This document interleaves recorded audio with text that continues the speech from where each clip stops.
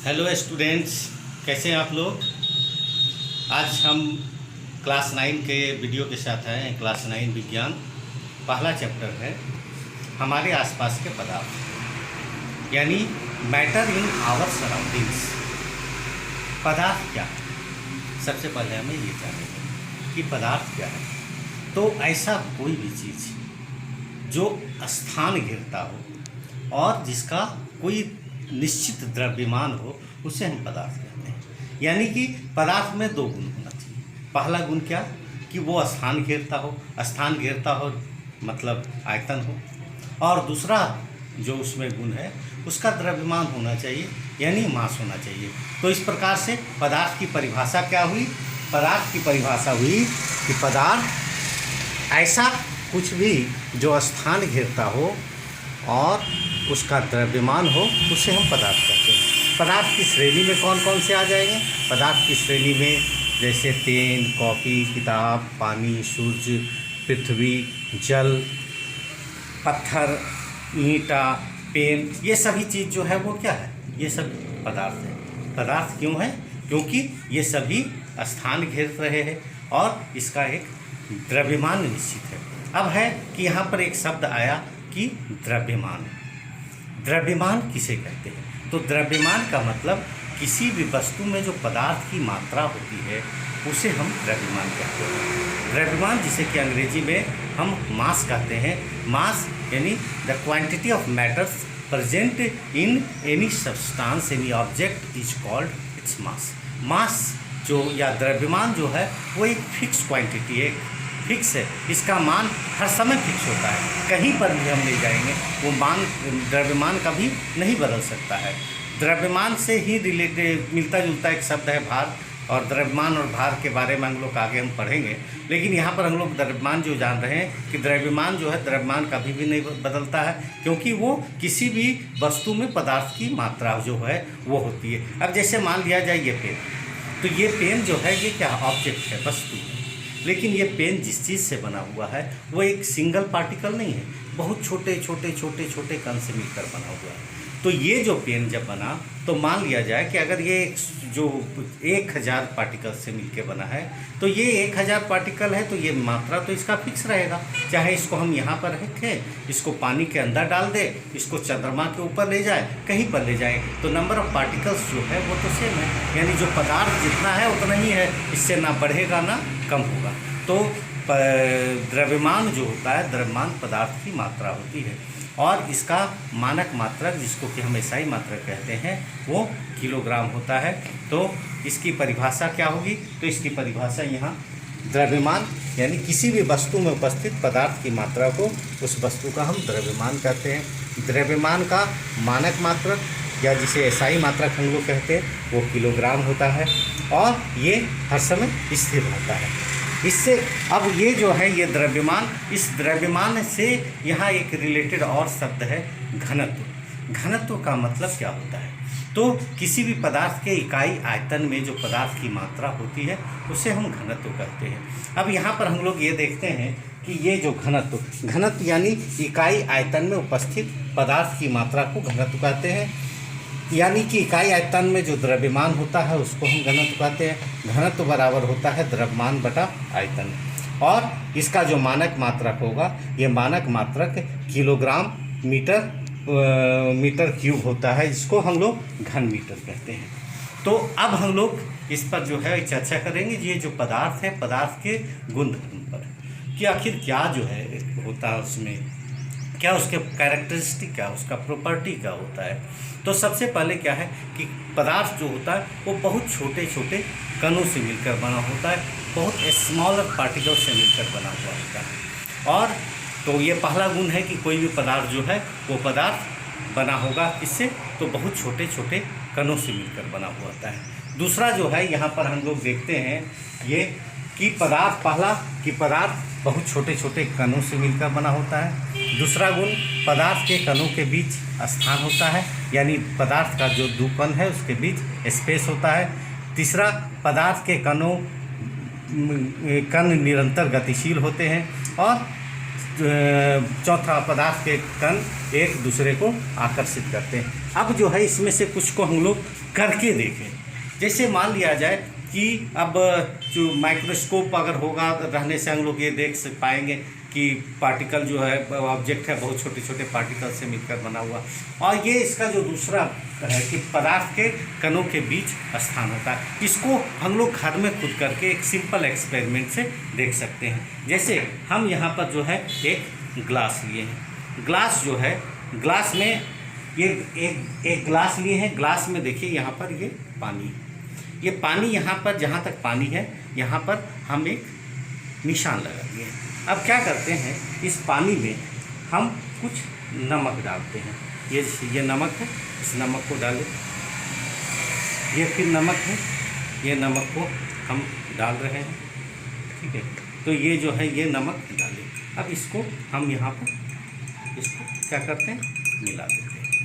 अब होना ये चाहिए कि जैसे ये पदार्थ पहले पानी है, पानी की मात्रा थी, पानी जहाँ तक था वहाँ तक तो हम ऑलरेडी जो है वो निशान लगाए हुए थे।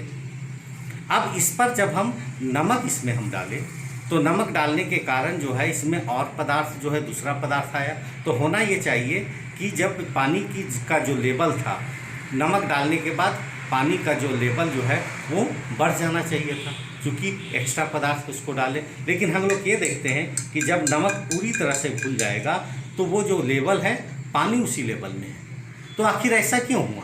ऐसा इसलिए हुआ कि पानी जो है, पानी का कण बहुत छोटा छोटा है, भले हम उसको नहीं देख पा रहे हैं, लेकिन जब उसको हम नमक डालें तो नमक क्या हुआ कि उस पानी के दो कणों के बीच जो गैप था उस गैप में वो नमक एडजस्ट कर दिया, जिसके कारण क्या था कि पानी की जो सतह थी वो सतह नहीं बढ़ी। तो इस एक्सपेरिमेंट से हम लोग ये जान सके कि पदार्थ जो है, पदार्थ के कणों के बीच में जो स्थान होता है और उसको हम इंटर पार्टिकल डिस्टेंस या अंतर आणविक स्थान जो है, हिंदी में अंतर आणविक स्थान कहते हैं। अब हम इसके बाद एक दूसरा जो है कि निरंतर पदार्थ के कण जो है निरंतर गतिशील होते हैं। तो ठोस में तो उतना जल्दी पता नहीं चलता, गैस आसानी से हम लोग देख पाते हैं, लेकिन एक सिंपल एक्सपेरिमेंट घर में हम लोग फिर करके देखेंगे कि आखिर पदार्थ के कण क्या सही में गतिशील होते हैं। तो इसके लिए भी एक बहुत सिंपल सा एक्सपेरिमेंट जिसे कि हम लोग घर में भी कर सकते हैं। अब क्या कीजिए कि एक जो है एक गिलास हम पानी ले लेंगे। ये पानी है, शीशे गिलास में एक हम पानी लेते हैं और हम पानी लेने के बाद कोई भी कलर या कोई भी स्याही या घर में नील होगा तो इसको क्या करते हैं कि ये देखिए हम इसको एक बूंद यहाँ डालें। अब देखिए ये तो हम इसको स्थिर रखें, लेकिन जब ये नील जो है वो नील क्या है, वो लगातार जो है वो नीचे जा रहा है। और अगर इसको हम कुछ देर तक छोड़ देंगे तो धीरे धीरे धीरे धीरे धीरे देखिए इधर जो है वो चारों तरफ जो है फैल रहा है। तो ये एक्सपेरिमेंट हमें क्या बताता है? ये एक्सपेरिमेंट ये बताता है कि पदार्थ के कण जो हैं वो पदार्थ के कण गतिशील होते हैं। अब हम लोग जो है दो एक्सपेरिमेंट, सिंपल सा एक्सपेरिमेंट करके घर में ये देख सकते हैं कि पदार्थ के कणों के बीच गैप होता है और पदार्थ के कण जो है वो गतिशील होते हैं। तो पदार्थ के कण के बीच जो गैप होता है उसको हम लोग अंतर आणविक दूरी कहते हैं। तो हम और इसकी जो है परिभाषा हम लोग यहाँ देखते हैं, अंतर आणविक दूरी यानी इंटर पार्टिकल डिस्टेंस या इंटर एटॉमिक डिस्टेंस या इंटर मॉलिक्यूलर डिस्टेंस भी जो है अलग अलग जगह अलग अलग वर्ड यूज होता है। तो पदार्थ के कणों के बीच जो है की दूरी को हम लोग अंतर आणविक दूरी कहते हैं।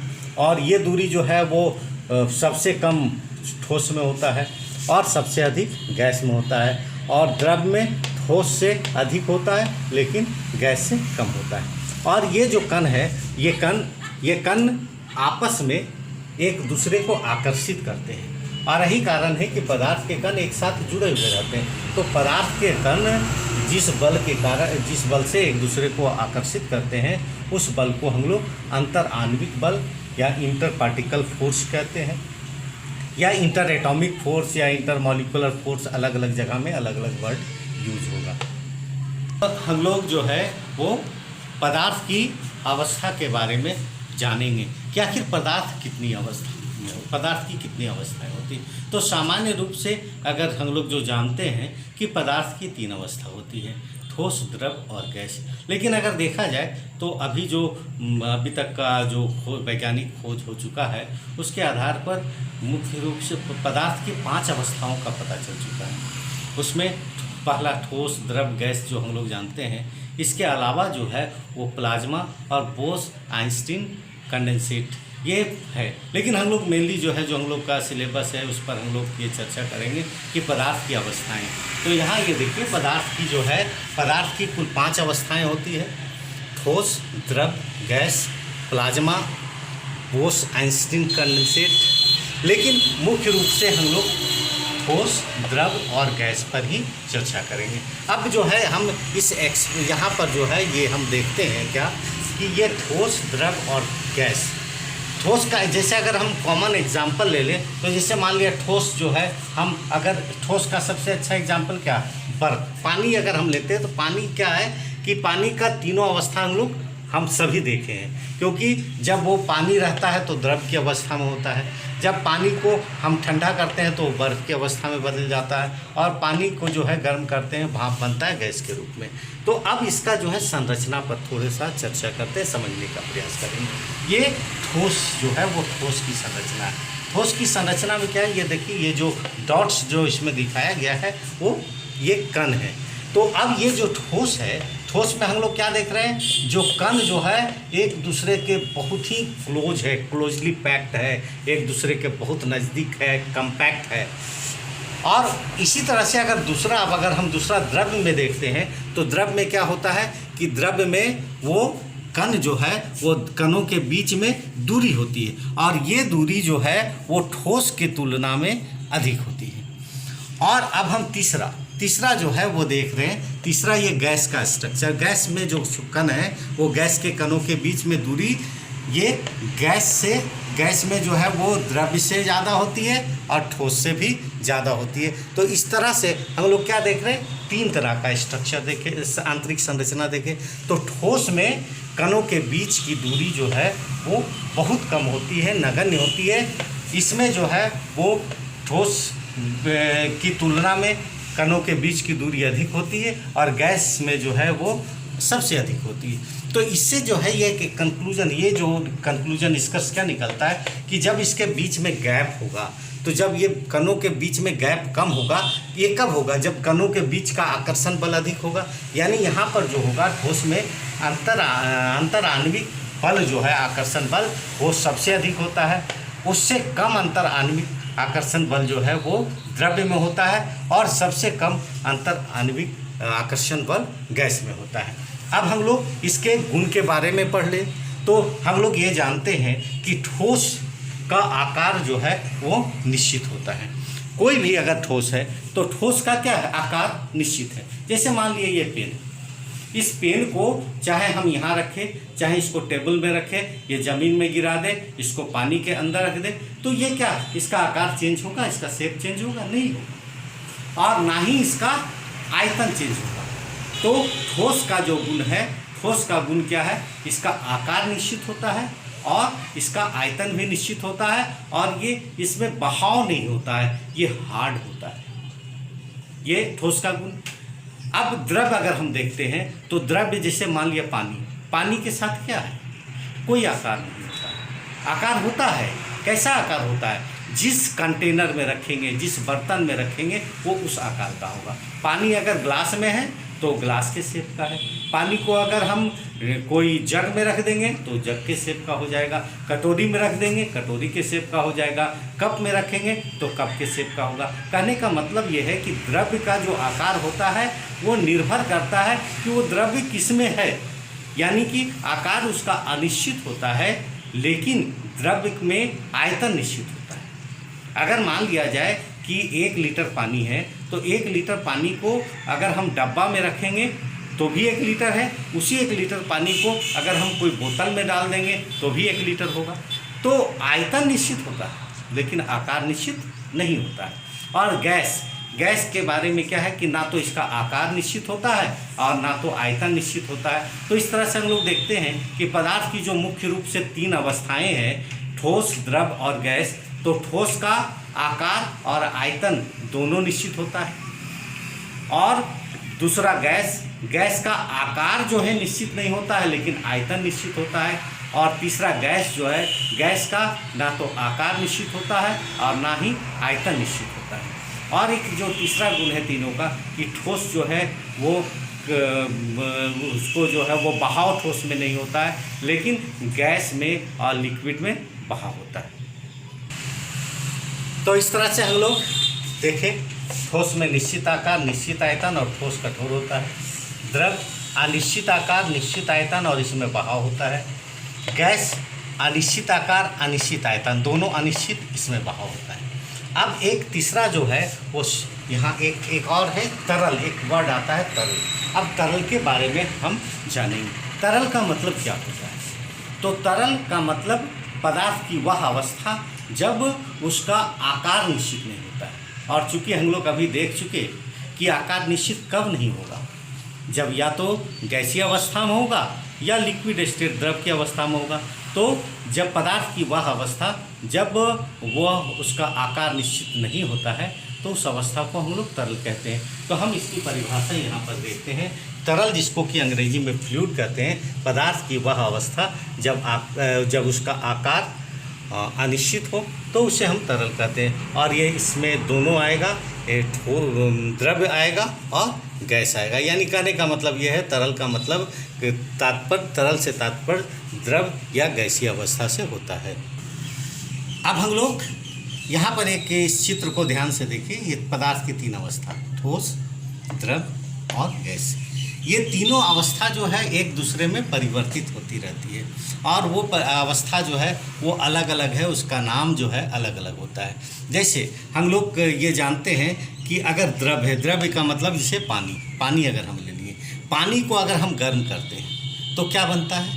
भाप बनता है। तो जब गैस का जो है वो, जब ठोस द्रव जो है वो गैस के रूप में परिवर्तित होता है, यानी जब उसको हम गर्म करेंगे तो क्या होगा? तो वह प्रक्रिया जो है वो कहलाएगा वाष्पीकरण। यानी वह प्रक्रिया जिसमें कोई भी द्रव्य गैस में परिवर्तित होता है, वह प्रक्रिया जो है वो वाष्पीकरण कहलाएगा। अब इसका ठीक उल्टा, अगर मान लिया गैस है, गैस को हम ठंडा करें। हम लोग ये देखते हैं कि मान लिया जाए कोई पानी को गर्म कर रहे हैं और कोई बर्तन से हम ढक देते हैं, या जो भाप निकलता है वो भाप, उसके बाद देखते हैं क्या, जो बर्तन ढका रहता है ठंडा होने पर, जो चीज़ से ढकते हैं उसमें छोटा छोटा बूंद हो जाता है। यानी गैस जो है जब ठंडा होता है तो वो द्रव में बदलता है। तो गैस के द्रव में बदलने की प्रक्रिया को हम लोग संघनन कहते हैं। और यही प्रक्रिया जो है बादल बनने की एक प्रक्रिया है, जो कि पिछले क्लास में आप लोगों ने पढ़ा था। अब है कि ठोस से द्रव। जैसे मान लिया बर्फ़ है, बर्फ़ को अगर छोड़ देते हैं या गर्म करते हैं तो क्या होगा? वो पानी में बदलेगा। तो जो ठोस से द्रव में बदलने की प्रक्रिया को हम लोग संगलन कहते हैं या गलन कहते हैं। ठीक इसका उल्टा, अगर द्रव से जब ठोस होगा तो उसको जमना कहेंगे। जैसे पानी है, पानी को हम लोग फ्रिज में डाल देते हैं तो क्या होता है? वो पानी जो है बर्फ़ में बदल जाता है, तो वो प्रक्रिया जो है वो जमना कहलाती। तो ये जो प्रक्रिया है, ये प्रक्रिया जो है मुख्य रूप से यहाँ पर ये 4 प्रक्रिया है। अब जो है ठोस से गैस में बदलना, सामान्य रूप से क्या होता है कि हम लोग ये देखते हैं कि जब किसी भी ठोस को अगर हम गर्म करते हैं तो वो द्रव में बदलता है, और द्रव में को अगर हम फिर गर्म करते हैं तो वो गैस में बदलता है। इसका ठीक उल्टा, अगर गैस है, गैस को अगर ठंडा करते हैं तो द्रव में बदलता है, और द्रव को जब हम ठंडा करते हैं तो ठोस में बदलता है। बर्फ़, पानी और जलवाष्प जो है इसका उदाहरण है। लेकिन एक प्रक्रिया है ऊर्ध्वपातन। ऊर्ध्वपातन में क्या है कि जब किसी ठोस को हम गर्म करते हैं तो वो द्रव की अवस्था में नहीं जाता है, बल्कि वो डायरेक्ट जो है वो गैसीय अवस्था में चला जाता है, और जब गैस ठंडा होता है तो वो ठोस की अवस्था में चला आता है। तो ये जो है ये प्रक्रिया ऊर्ध्वपातन कहलाती है। यानी वह प्रक्रिया जिसमें ठोस को गर्म करने पर वो द्रव में ना जाकर सीधे गैसीय अवस्था में आ जाए, उस वो ऊर्ध्वापातन है। और फिर गैस जो है वो ठंडा होने पर डायरेक्ट जो है वो सॉलिड में आएगा, ठोस में आएगा। तो इसका सबसे अच्छा उदाहरण जो है वो कपूर है। कपूर या फिर नैफ्थलीन बॉल, वो फिनाइल का गोली जिसे हम लोग कपड़ा उपड़ा में देते हैं। तो ये जो है इस तरह से हम लोग देखते हैं क्या कि पदार्थ जो है पदार्थ इस प्रकार हम लोग ये देखते हैं कि पदार्थ एक अवस्था से दूसरे अवस्था में परिवर्तित होती है। तो आखिर ये परिवर्तित क्यों होती है, आखिर अवस्था परिवर्तन क्यों होता है? तो इस अवस्था परिवर्तन में हम लोगों ने देखा कि मुख्य भूमिका किसकी होती है? तापमान की होती है। क्योंकि जब हम द्रव है उसको गर्म किए यानी तापमान बढ़ाए तो वो गैसीय अवस्था में चला गया, और गैस है उसका तापमान घटाए तो द्रव की अवस्था में आया, द्रव का तापमान को घटाए तो वो ठोस की अवस्था में आया। तो आखिर ये इसमें मुख्य भूमिका किसकी है? तापमान की। तो ये तापमान के कारण क्या होता है? तो एक्चुअली क्या है कि हम लोग ये जान चुके हैं कि पदार्थ जो है वो पदार्थ छोटे छोटे कणों से बना होता है, और वह पदार्थ जो है वो गतिशील होता है। और जब कोई भी कण या कोई भी पदार्थ, कोई भी ऑब्जेक्ट में जब मोशन होता है, गति होता है, तो गति के कारण जो उसमें ऊर्जा होती है उससे हम गतिज ऊर्जा कहते हैं। क्योंकि ऊर्जा तो दो प्रकार की होती है, एक उसके पोजीशन स्थिति के कारण स्थितिज ऊर्जा, और गति के कारण जो ऊर्जा होती है उसको हम लोग गतिज ऊर्जा कहते हैं, यानी काइनेटिक एनर्जी कहते हैं। तो चूँकि पार्टिकल्स जो है समय मोशन में रहता है तो उसमें गतिज ऊर्जा होती है। तो जैसे हम वो किसी भी ऑब्जेक्ट को गर्म अगर हम करते हैं, कोई वस्तु को गर्म करते हैं, तो पदार्थ के जो कण है वो उसमें गतिज ऊर्जा में वृद्धि होगी, और जब गतिज ऊर्जा में वृद्धि होगा तो उसका मूवमेंट जो है वो बढ़ेगा, और मूवमेंट बढ़ने से कणों के बीच की जो दूरी है वो बढ़ेगी, और जब कणों के बीच की दूरी बढ़ेगी तो वो अवस्था परिवर्तन होगा। और जब वही ऊर्जा उससे कम होगा तो उसे गतिज, जब उससे जो है वो ऊर्जा कम होगी तो क्या होगा, उसका गति जो है वो धीरे धीरे कम होगा, और कम होने से जो है उसके कणों के बीच की दूरी कम होगी। तो इस तरह से हम लोग ये देखते हैं कि पदार्थ के अवस्था परिवर्तन के लिए मुख्य रूप से जो है मुख्य कारक जो जिम्मेवार है वो तापमान है। अब हम तापमान के इसके बाद जो हम लोग तापमान के प्रभाव पर चर्चा करेंगे। तो ताप परिवर्तन का क्या प्रभाव होता है इस पर हम लोग पहले देखते हैं। तो पहला तापमान बढ़, जैसा अभी हम बताएं कि तापमान बढ़ने से पदार्थ के कणों की गतिज ऊर्जा बढ़ती है। गतिज ऊर्जा जब बढ़ेगी, गतिज ऊर्जा में वृद्धि से कण अधिक तेज़ी से कंपन करेंगे, यानी उसमें मूवमेंट जो है वो ज़्यादा होगा, और जब मूवमेंट ज़्यादा होगा तो कणों के बीच का जो आकर्षण बल है वो कणों का बीच का आकर्षण बल कम होने लगेगा, और जब कणों के बीच का आकर्षण बल जो है कम होगा तो इंटर पार्टिकल फोर्स जब कम होगा तो क्या होगा कि कणों के बीच की दूरी बढ़ने लगेगी, और जब कणों के बीच की दूरी बढ़ेगी तो अवस्था परिवर्तन होगा। तो जैसे हम लोग देखे थे इसके पहले कि जब उसकी संरचना, तो ठोस में क्या देखे थे, कण के बीच की दूरी बहुत कम थी, नगण्य थी, तो उससे ज़्यादा द्रव्य में था, उससे ज़्यादा गैस में था। तो इसी तरह से हम ये देखते हैं कि ताप बढ़ने से क्या होता है कि ताप बढ़ने से कणों के गतिज ऊर्जा बढ़ती है, कणों का कंपन बढ़ता है, कणों के बीच का आकर्षण बल कम होता है, और कणों के बीच की दूरी बढ़ती है, जिसके कारण अवस्था परिवर्तन होता है। अब हम गलनांक के बारे में जो है वो जानेंगे। गलनांक यानी मेल्टिंग पॉइंट, नाम ही है गलनांक यानी गलने, यानी वह तापमान जिस पर कोई वस्तु गलता है। गलता का मतलब पिघलता है, पिघलता का मतलब क्या है कि वो जो सॉलिड है, सॉलिड से लिक्विड में आएगा। तो जिस तापमान पर कोई भी वस्तु ठोस अवस्था से द्रव अवस्था में आता है, उस तापमान को, उस वस्तु का हम गलनांक कहते हैं।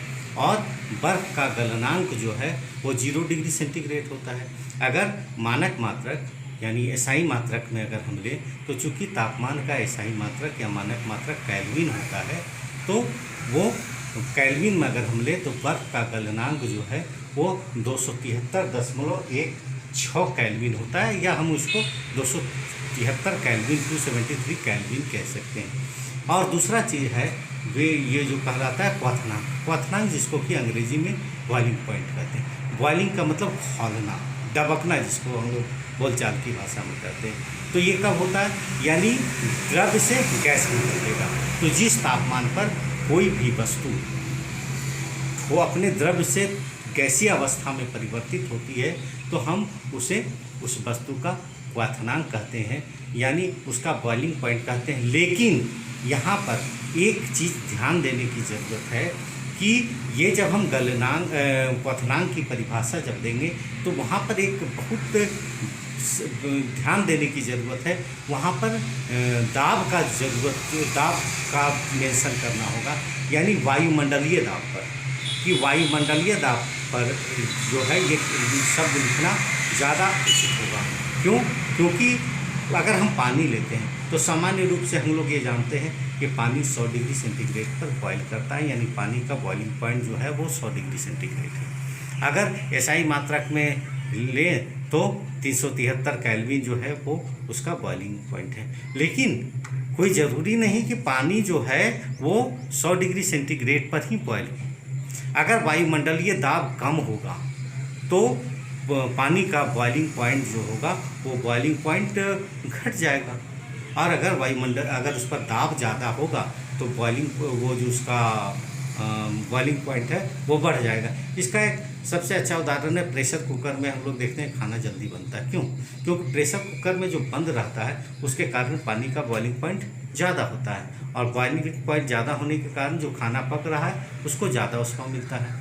इसके विपरीत अगर पहाड़ी स्थान, ऊंचे पहाड़ों पर जाकर अगर हम खाना बनाएं तो खाना बनाने में परेशानी होती है। क्यों? क्योंकि वहाँ पर ऊपर जाने जैसे जैसे हम लोग ऊपर जाते हैं वायुमंडलीय दाब क्या होता है, घटता है, और जो वायुमंडलीय दाब घटने से बॉइलिंग पॉइंट जो होगा वो नीचे हो जाएगा। तो हम ये परिभाषा देखते हैं दोनों का। गलनांक यानी मेल्टिंग पॉइंट, जिस तापमान पर कोई ठोस द्रव अवस्था में परिवर्तित हो जाता है उस तापमान को उस ठोस का गलनांक कहते हैं। और बर्फ़ का गलनांक 273.16 केल्विन के जो है वो केल्विन है, और इसको हम 273 भी कह सकते हैं या फिर 0 डिग्री सेंटीग्रेड। दूसरा क्वथनांक जिसे कि हम लोग वायुमंडलीय बॉइलिंग पॉइंट कहते हैं। तो यहाँ पर एक जो ये मेंशन करने वाला चीज़ है वायुमंडलीय दाब, ये बहुत ज़रूरी है। वायुमंडलीय दाब पर वह तापमान जिस पर द्रव उबलने लगता है कहने का मतलब है कि वो द्रव से गैसीय अवस्था में परिवर्तित होता है, उसे उस द्रव का क्वथनांक कहते हैं। जल का क्वथनांक 273 केल्विन या 100 डिग्री सेंटीग्रेड होता है। इसके पहले हम लोग एक चर्चा कर चुके थे ऊर्ध्वपातन का मतलब सब्लिमेशन का मतलब ये पदार्थ की वह अवस्था है। सब्लिमेशन क्या है? उत्पादन एक भौतिक रासायनिक प्रक्रिया है जिसमें कोई पदार्थ अपनी ठोस अवस्था से सीधे गैसीय अवस्था में परिवर्तित हो जाता है। यानी ठोस को जब गर्म करेंगे तो गैस, और गैस को जब ठंडा करेंगे तो ठोस। इसका उदाहरण जो है कपूर है, अमोनियम क्लोराइड है, और जैसा बताएं कि नेफ्थलीन बॉल, जो सादा बॉल हम लोग कपड़ा में रखते हैं, कपड़ा को माइक्रो ऑर्गेनिज्म से बचाने के लिए। तो इस तरह से हम लोग देखें तापमान परिवर्तन का प्रभाव। अब दाब परिवर्तन का प्रभाव, तो दाब बढ़ने और तापमान घटने से जो द्रव है वो गैस में बदल जाता है।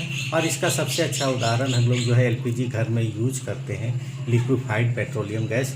एक्चुअली क्या है, वो गैस है लेकिन सिलेंडर में लिक्विड के रूप में रहता है। और इसका दूसरा उदाहरण जो है सॉलिड कार्बन डाइऑक्साइड को हम शुष्क बर्फ़ कहते हैं। एक्चुअली ये क्या होता है, इसमें भी वही स्थिति है कि वो solid gas, carbon dioxide gas को कन्वर्ट हो जाता है कि इसमें सॉलिड में। तो इस तरह से ये दाब परिवर्तन का प्रभाव। इसमें एक जो लास्ट टॉपिक है वो वाष्पीकरण का मतलब होता है कि क्वथनांक से कम तापमान पर द्रव के वाष्प में परिवर्तित होने की प्रक्रिया को वाष्पीकरण कहते हैं। तो वाष्पीकरण क्वथनांक का मतलब क्या? क्वथनांक का मतलब बॉइलिंग पॉइंट। हम लोग क्या देखते हैं कि अगर पानी को गर्म करते हैं, पानी खौलने के पहले भाप बनने लगता है। घर में अगर कपड़ा मान लिया जाए, कपड़ा धो के हम फैला देते हैं तो कपड़ा में क्या होता है, पानी धीरे धीरे सूख जाता है। तो सूखता कैसे?